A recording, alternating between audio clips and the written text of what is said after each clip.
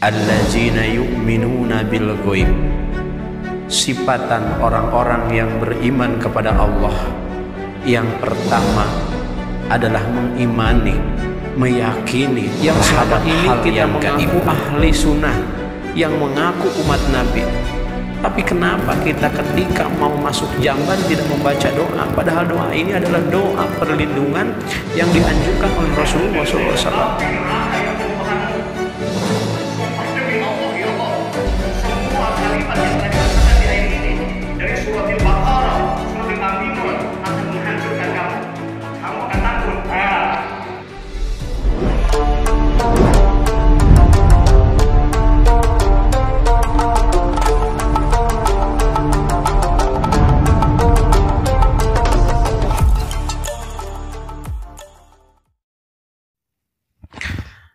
Assalamualaikum warahmatullahi wabarakatuh.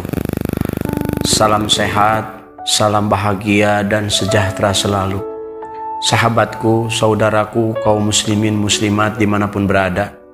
Alhamdulillah wa syukurillah kita bisa berjumpa kembali di YFVA Channel. Pada video kali ini saya akan memberikan keilmuan, memberikan pengetahuan tentang seluk-beluk jin. Salah satu pokok akidah Islam adalah beriman, meyakini adanya hal gaib. Bahkan keyakinan ini merupakan sifat pertama yang disematkan Allah Subhanahu wa Ta'ala kepada orang-orang yang bertakwa. Sebagaimana firman Allah Subhanahu wa Ta'ala, allazina yu'minuna bil ghaib. Sifatan orang-orang yang beriman kepada Allah yang pertama adalah mengimani, meyakini terhadap hal yang gaib. Oleh karena itu, seorang muslim wajib mengimani hal yang gaib dengan keimanan yang mantap tanpa dicampuri keraguan dan kebingungan sedikit pun. Dan dalam hal ini, jin merupakan salah satu makhluk gaib yang harus kita meyakini keberadaannya. Sebab banyak dalil-dalil, baik itu Al-Quran maupun hadis Nabi, yang menjelaskan tentang keberadaan jin. Di antaranya Allah Subhanahu wa Ta'ala berfirman dalam surah Al-Ahqaf ayat 29 yang diawali dengan A'udzubillahi minasyaitonirrajim, Bismillahirrahmanirrahim. Wa idza sarafna ilaika nafaro minal jinni yastami'una al-Qur'an. Al-ayah. Diperkuat dengan firman Allah dalam surah Al-An'am ayat 130. Allah berfirman diawali dengan A'udzu billahi minasyaitonir rajim.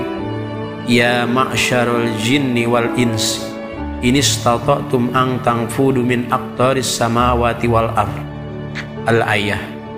Dan diperkuat lagi dengan firman Allah yang lainnya, yaitu surah Al-Jin ayat paling pertama, diawali dengan A'udzu billahi minasyaitonir rajim. Qul uhiya ilayya annahu istama'a nafaru minal jinni. Al-ayah.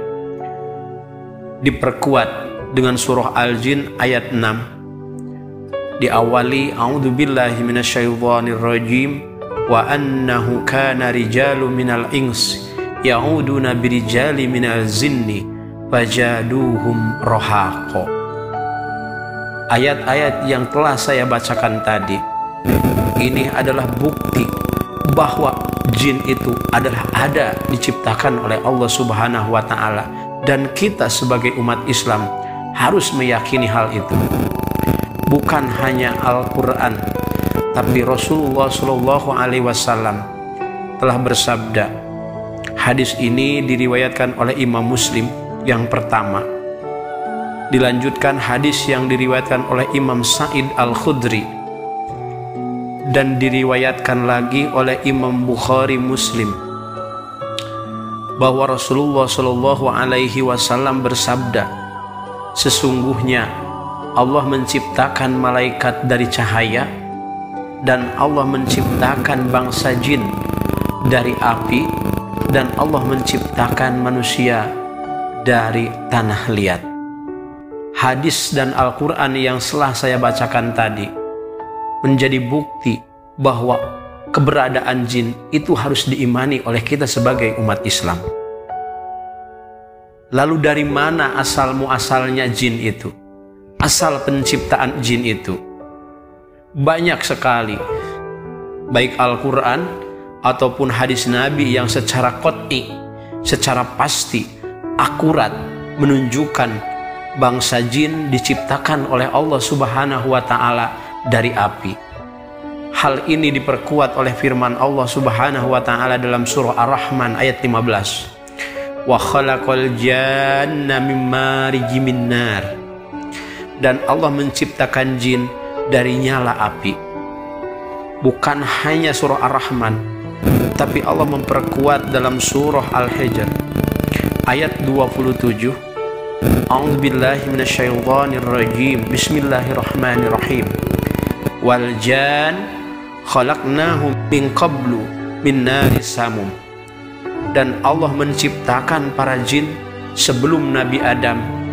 2000 tahun sebelum Nabi Adam, terlebih dahulu Allah telah menciptakan jin.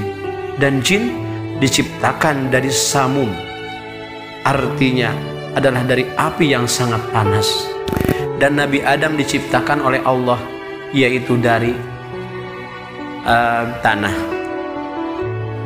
Lalu Allah Subhanahu wa Ta'ala memperkuat dalam surah Al-A'raf ayat 12. Qala ana khairu minhu khalaqtani min nar wa khalaqtahu min tin. Allah Subhanahu wa Ta'ala berfirman bahwa saya, kata setan, lebih baik daripada Adam karena saya diciptakan dari api sementara Adam diciptakan dari tanah. Dari hadis ataupun firman Allah Subhanahu wa Ta'ala yang telah saya sebutkan, ini menjadi bukti bahwa asal permulaan setan diciptakan oleh Allah dari api. Lalu timbul pertanyaan, bagaimana jika jin diciptakan dari api lalu disiksa dengan api? Apakah dia akan merasa sakit? Masalah ini adalah pertanyaan yang sering dilontarkan oleh banyak orang. Tapi jika kita berpikir secara jeli, niscaya kita akan memahami hakikat semuanya. Allah menciptakan setan, menciptakan jin, baik itu jin muslim ataupun jin kafir, diciptakan dari api. Tapi setelah sempurna penciptaan, maka jin bukan lagi berbentuk api. Bukankah kita mengenal sejarah Nabi Adam Allah ciptakan dari tanah liat? Tapi setelah sempurna penciptaan Nabi Adam, maka Nabi Adam bukan lagi berbentuk tanah liat. Hal ini diperkuat oleh hadis Nabi Muhammad SAW yang diriwayatkan oleh Imam Nasai. Siti Aisyah sebagai Ummul Mukminin bercerita, ketika Rasulullah melaksanakan sholat, tiba-tiba datang setan menghampiri beliau. Maka beliau pun membanting lalu mencekik setan itu. Dan Rasul bersabda, hatta wajad burdata lisani ala yadi, sampai-sampai saya bisa merasakan dingin lidahnya pada tanganku. Nah, berdasarkan hadis ini jelas bahwa sekarang setelah sempurna penciptaan setan, ia bukan lagi dari api. Kenapa? Sebab jika demikian, tentu Rasulullah tidak akan merasakan dingin lidahnya setan jika setan itu masih berbentuk api.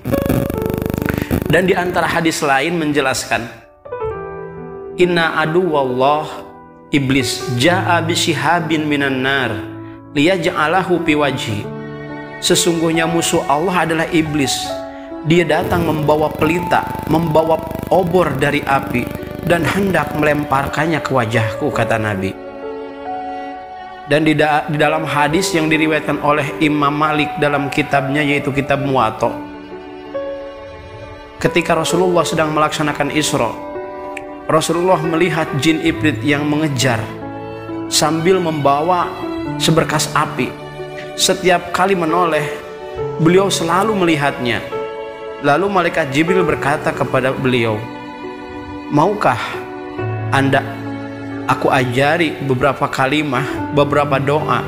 Jika Anda mengucapkan, niscaya nyala api akan padam dan bahan bakarnya pun akan habis." Al-Hadis. Dua hadis di atas menjadi bukti bahwa jika iblis bukan lagi berada dalam posisi api. Kenapa? Jika iblis dalam posisi diciptakan Allah seperti api, iblis tidak akan membawa pelita untuk membakar Nabi. Toh dirinya sendiri masih api. Tapi dalam hadis itu dijelaskan, iblis, setan dari bangsa jin membawa obor untuk membakar Nabi. Itu artinya jin atau baik jin baik kalangan muslim atau non muslim tidak berbentuk api lagi. Jadi pantas jika kelak di di hari kiamat Allah menyiksa iblis dengan api, pasti dia akan sakit. Dan di hadis yang lain Rasulullah bersabda, "Inna syaitana yajri min ibni Adam majrodami." Sesungguhnya setan berjalan di tubuh anak Adam seperti berjalannya atau seperti berjalannya aliran darah. Jika setan masih berbentuk manusia, tentu manusia akan terbakar. Lalu bahasan selanjutnya, di mana tempat tinggalnya jin? Biasanya jin lebih memilih tinggal di tempat yang tidak dihuni manusia. Bisa di gunung, padang pasir, tempat-tempat pembuangan kotoran, tempat pembuangan sampah. Dan ada juga jin yang tinggal bersama manusia, seperti hadis Nabi Muhammad SAW. Beliau bersabda, "Tidaklah sebuah rumah yang dihuni para penghuninya, melainkan pada atap rumah mereka terdapat jin. Jika mereka makan, jin-jin itu turun dan makan bersama mereka. Dan begitu pula ketika mereka makan malam." Dan ada juga jin yang tinggal di tempat kotoran seperti di WC. Hal ini diperkuat oleh hadis yang diriwayatkan oleh Zaid bin Arqam. Beliau bercerita bahwa Rasulullah SAW bersabda, "Sesungguhnya tempat-tempat pembuangan kotoran ditempati oleh bangsa jin. Oleh karena itu, jika salah seorang di antara kalian masuk ke dalam jamban atau ke dalam WC, hendaklah ia berdoa, Allahumma inni a'udzubika minal khubusi wal khaba'is. Ya Allah, sesungguhnya hamba berlindung kepadamu dari jin laki-laki dan jin perempuan." Hadis ini memberi pelajaran kepada kita yang selama ini kita mengaku ahli sunnah, yang mengaku umat Nabi. Tapi kenapa kita ketika mau masuk jamban tidak membaca doa? Padahal doa ini adalah doa perlindungan yang dianjurkan oleh Rasulullah SAW. Rasul saja, Nabi saja ketika mau masuk ke dalam jamban, dia membaca doa perlindungan, yaitu Allahumma inni a'udzubika minal khubusi wal khaba'is. Tapi kenapa kita tidak membacanya? Ini adalah satu pelajaran buat kita. Dan ada juga jin yang tinggal di gedung-gedung yang tidak dihuni, di kamar-kamar yang jarang dihuni. Dalam satu hadis yang diriwayatkan oleh Imam Qatadah dari Abdullah bin Sirjis, ia berkata, Nabi Muhammad SAW bersabda, "La yabulanna ahadukum fil hijri." Janganlah salah seorang di antara kalian kencing pada liang. Mereka bertanya pada Qatadah, "Mengapa kita dimakruhkan untuk kencing pada liang-liang?" Dia menjawab, "Karena liang-liang merupakan tempat tinggal jin." Maka dengan itu kita perlu hati-hati. Hadirin dimanapun berada. Lalu yang selanjutnya, apakah benar jin itu takut sama manusia? Dari Ibnu Abi Dunya meriwayatkan bahwa Mujahid pernah berkata, pada suatu malam ketika saya sedang melakukan sholat, tiba-tiba ada sosok makhluk yang mirip anak kecil berdiri di hadapan saya. Saya pun mendekatinya untuk menangkap, tapi dia segera meloncat ke belakang tembok hingga saya mendengar suara loncatannya, dan setelah itu dia tidak pernah datang lagi. Di sini menjelaskan bahwa setan takut sama manusia. Lalu Mujahid mengatakan lagi, setan lebih takut kepada kalian daripada rasa takut kalian kepadanya. Jadi jika muncul di hadapan kalian, janganlah kalian merasa takut kepadanya, karena jika kalian takut, dia akan mampu mengendarai dan menguasai kalian.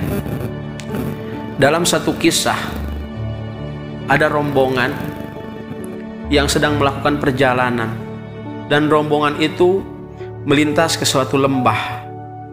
Ketika rombongan datang kepada lembah itu, maka bangsa jin yang ada di lembah itu segera memberitahukan kepada teman-temannya agar mengamankan diri, akan bersembunyi karena ada manusia rombongan yang akan melewati lembah itu. Setelah itu, jin dari kalangan setan itu bersembunyi karena dia takut rombongan itu meminta perlindungan kepada Allah Subhanahu wa Ta'ala. Setelah rombongan itu lewat, di antara rombongan itu ada yang berbicara, "Wahai para penghuni tempat ini dari bangsa jin, kami berlindung dari kalian, janganlah kalian mengganggu kami." Setelah mendengar perkataan manusia, jin itu keluar karena dia tahu bahwa manusia itu takut sama jin-jin yang ada di situ, sehingga jin mengganggu dan mempermainkannya. Nauzubillahi min dzalik. Apalagi dengan orang-orang yang beriman, dengan orang-orang yang bertakwa, jin benar sangat takut. Sesuai dengan firman Allah, A'udzubillahi minasyaitonirrajim. Bismillahirrahmanirrahim. Laisa lahu sultanun 'alal ladzina amanu wa 'ala rabbihim yatawakkalun. Sesungguhnya tidak ada kekuasaan untuk setan bagi orang-orang yang beriman dan bagi hamba-hamba Allah yang bertawakal. Jangankan mengganggu, dengan doanya saja, malah air yang didoakan, air yang dibacakan ayat-ayat suci Al-Quran, jika diniatkan untuk menakuti setan, maka setan atau jin itu akan takut. Kamu lihat ini, lihat ini. Ini saya akan jadi api neraka yang akan membakarmu.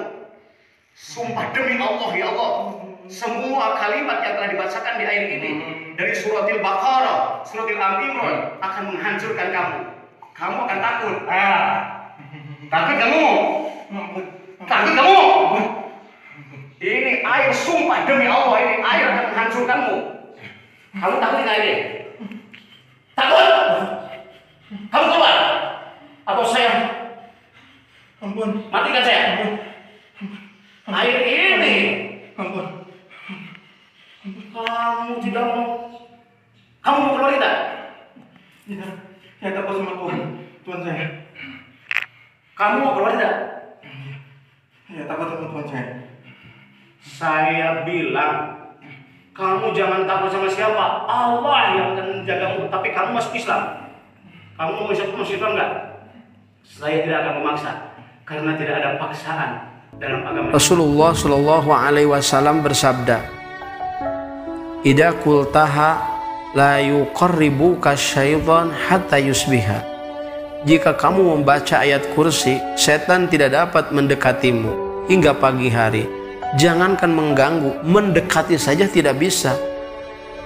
Di hadis yang lain, "Idza qultaha la yuqarribuka dakarun wala unsa minal zinni." Jika kamu membaca ayat kursi, niscaya jin betina dan jin jantan tidak dapat mendekatimu. Jangankan mengganggu apalagi menyesatkan, mendekati sudah tidak mampu bagi hamba-hamba Allah yang beriman dan bertawakal kepada Allah. Hadirin yang dirahmati Allah Subhanahu wa Ta'ala, sementara mungkin itu hanya yang saya bisa sampaikan. Insya Allah seluk-beluk jin dilanjutkan di video yang akan datang. Semoga ada manfaat khusus bagi saya, umumnya bagi semuanya. Billahi taufiq wal hidayah. Wassalamualaikum warahmatullahi wabarakatuh.